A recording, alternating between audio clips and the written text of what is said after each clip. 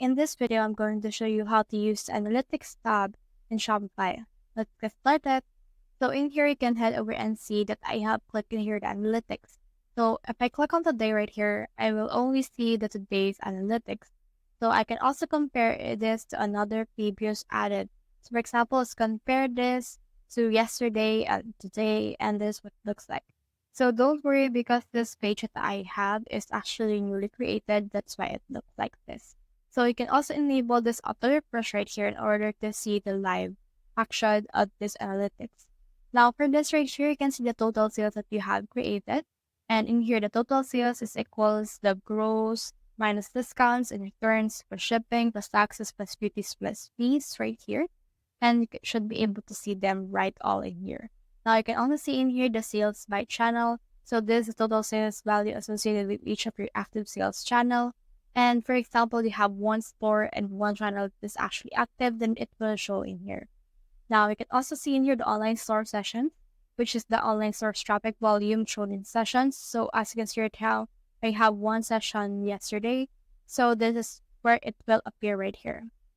You can also see in here the online store conversion rate, which is the converted sessions divided by all sessions times 100. So meaning of this, if you have a high conversion rate, you should be able to see that actually a lot of your viewers or buyers on your site or visitors on your site will be buyers instead of just visitors. So for example, you have a 50% conversion rate. That means that 50% of your buyers or your visitors are just visitors, or 50% of your visitors are buyers. So in here, you can also see in here the total orders that you have made on all your sales channels. You can see their analytics right here, and you can see what went wrong on your orders as well. Now you can also see in here the average order value, which is the gross sales minus discounts divided by the number of orders.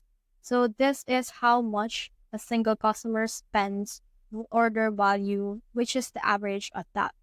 So you can also see in here the top selling products if you have any, and the customer cohort analysis, which is the percentage of customer groups that return to your store and make repeat purchases. You also see in here the returning customer rate if they actually buy second time or third time on your actual customer database. Now in here, you can also see in here the sales attributed to marketing, which is the value of total sales can be attributed to traffic driven to your online store by trackable marketing effort. That's it. Also see in here the sessions by location as well as sessions by device type.